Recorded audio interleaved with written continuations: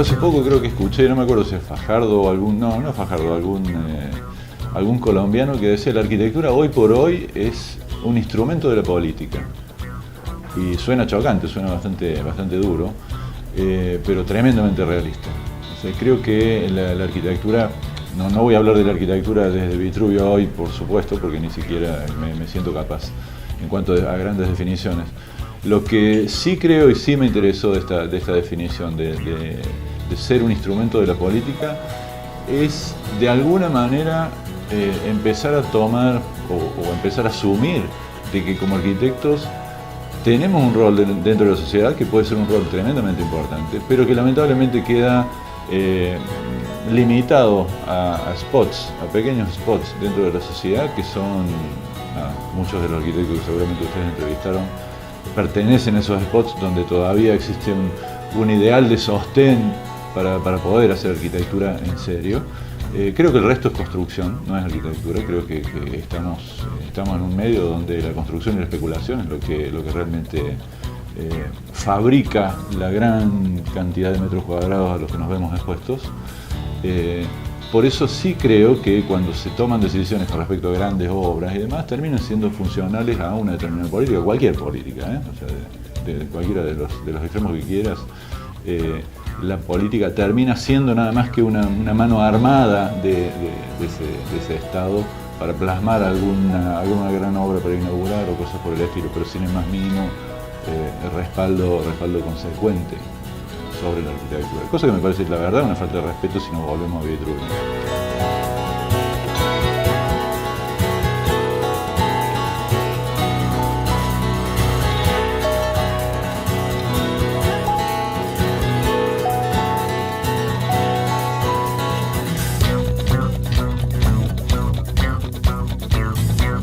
Probablemente te voy a decepcionar como muchos de mis colegas, no tengo un proceso de trabajo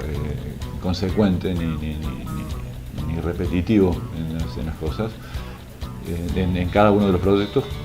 como habrás escuchado, prácticamente cada proyecto, cada obra de arquitectura o cada encargo que recibís, que hoy por hoy deja de ser solo una obra de arquitectura para ser un complejo más grande, más interesante por otra parte, tiene tantas condiciones que el solo hecho de atender a esas condiciones y tratar de estar a la altura de esas condiciones hace de que uno mismo tenga que travestirse permanentemente en entender a todos esos pequeños obreros que van a resolver el problema. Está muy bueno y creo que sí, que es a lo que debemos o sobre lo que deberíamos trabajar y por ahí lo que uno habla mucho con sus alumnos, a que en el fondo haya alguien que pueda aunar eso, ese ser, no sé, un alter ego que pueda aunar un poco a todos esos obreros. Pero no podemos prescindir, son tantas las condiciones a las que nos enfrentamos al proyectar una cosa o al tomar decisiones que el pensar en un planteo previo, en un esquema metodológico, cosas por el estilo, no lo veo pero en absoluto posible, ni lo creo, ni siquiera aquellos que lo defienden creo que lo puedan sostener en el tiempo.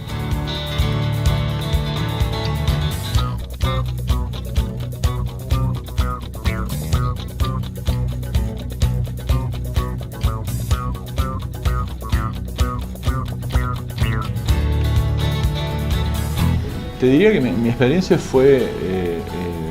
pasar de la inocencia absoluta de estudiante, de recién recibido, a grados de decisión, de rigor y de extremo, sí, no sé si rigor es la palabra, pero sí de extrema competencia muy fuerte, que me costaron mucho. Debo decirlo, viéndolo a distancia, uno se da cuenta que en realidad la cantidad de veces que metí la pata en el primer tiempo y que tuve la suerte de que no me echaran y poderme quedar ahí. Creo que era porque sabía dibujar bien, en ese momento si sabías dibujar bien te tenían paciencia. Eso me permitió acercarme un poco más, sobre todo a personajes como Ungers, que son tipos bastante difíciles. Era un tipo bastante difícil para acercarse a su modo de trabajar y demás, un tipo más vale hermético, críptico para sus pensamientos, para su modo de hacer. Entonces, el poder acercarte a él. Es más, yo estaba en un estudio donde éramos 25 arquitectos, de los cuales yo probablemente era el único que no hablaba bien alemán. Entonces, el poder acercarse a eso fue gracias a que sabía dibujar. Entonces el tipo se sentaba en mi tablero a proyectar, entonces era casi tangencial el aprendizaje, porque tenerlo sentado al lado, croquisando, era la manera más cercana de estar con Ungers en el momento de diseño, cosa que prácticamente ninguno de mis colegas lo hacían, más allá de que hablaran alemán. Y evidentemente lo que tengo que aceptar es que el shock de ese rigor y ese nivel de ejecución y de exigencia a la obra y tolerancias de 3 milímetros en la obra, cosas por el estilo,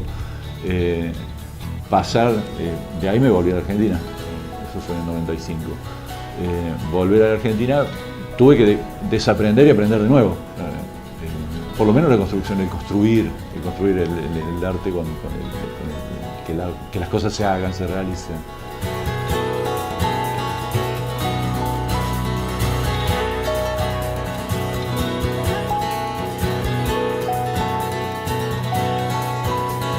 Como sabés, con Rafael Iglesias éramos muy amigos, muy compinches, inclusive prácticamente sus últimas obras y sus últimos tiempos estuvimos trabajando juntos. Y creo que en el fondo me desinhibió mucho Rafael en cuanto a aceptar de que no todos los arquitectos tenemos que mirar y atender a las cosas de la misma manera, o sea, como un poco esta cosa de, sí, el construir la casa, la vivienda, el cliente, bla, bla, bla, sino que te puede importar quizás en un momento ensamblar una silla o hacer un juego como el que hicimos con Solano, con un muro al que le sacamos los ladrillos, o divertirte pensando o imaginando cómo la gente caminaría en la peatonal si uno le sacara las veredas. Digamos, ese juego imaginativo de Rafael me desinhibió muchísimo en él, abrirme perspectivas a no pensar que mi función de arquitecto era el solo proyectar, darle resultados, darle soluciones a la gente y construir, sino que por ahí nuestra personalidad nos permite, por formación, por sensibilidad, por lo que quieras, a involucrarnos en otras cosas.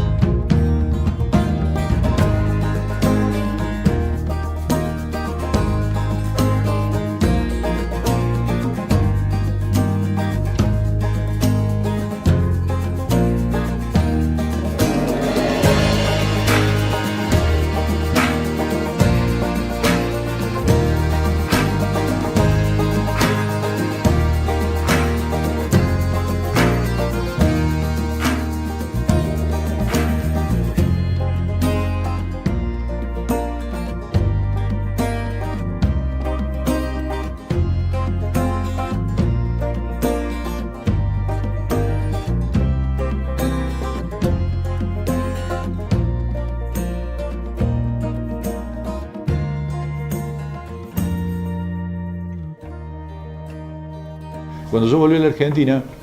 yo tengo una cátedra aquí en la Universidad Católica que me permitió invitar a amigos del resto del mundo todos los años a hacer un trabajo con ellos, o sea, hacer un workshop con los estudiantes.